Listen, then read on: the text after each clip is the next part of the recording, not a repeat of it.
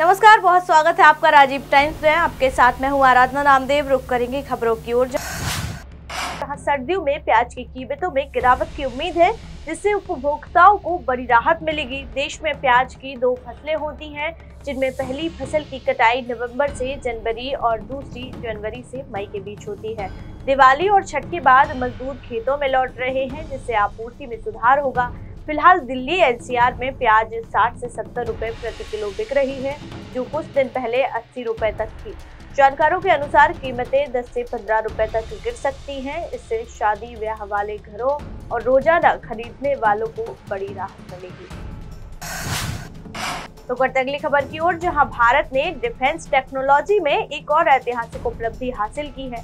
16 नवंबर 2024 को रक्षा अनुसंधान एवं विकास संगठन DRDO ने ओडिशा के तट से दूर डॉक्टर APJ अब्दुल कलाम द्वीप से अपनी पहली लंबी दूरी और हाइपरसोनिक मिसाइल का सफल परीक्षण किया। रक्षा मंत्री राजनाथ सिंह ने इस मौके पर DRDO, सशस्त्र बलों और उद्योग जगत को बधाई दी। उन्होंने सोशल मीडिया पर इसे देश की बड़ी उपलब्धि बताया है। यह मिसाइल एडवांस टेक्नोलॉजी से लैस है और भारत को उन देशों की कतार में खड़ा करती है जिनके पास हाइपरसोनिक हथियार हैं। इसके परीक्षण से भारत की सैन्य क्षमताओं में महत्वपूर्ण वृद्धि हुई। चलिए चलते अगली खबर की ओर, जहां इजराइल के प्रधानमंत्री बेंजामिन नेतन्याहू ने घर के बाहर बार बार हो रहे हमले पर इजराइल के लिए चिंता का विषय बन गए हैं। केसरिया में उनकी निवास पर फिर हमला किया गया है, जिसमें 2 प्लेयर दागे गए। हमले के वक्त नेतन्याहू घर पर मौजूद नहीं थे। पुलिस और खुफिया एजेंसी शिन बेट ने मामले की जांच शुरू कर दी है। लगातार बढ़ रही हिंसा और नेतन्याहू पर खतरे के बीच इजराइल की सुरक्षा को लेकर सवाल उठने लगे हैं। राष्ट्रपति इसहाक हेर्ज़ोग और इस घटना की निंदा करते हुए जिम्मेदार लोगों के खिलाफ सख्त कार्रवाई की मांग कर रहे हैं। इस घटना को गंभीर मानते हुए तत्काल कार्रवाई की तैयारी भी हो रही है।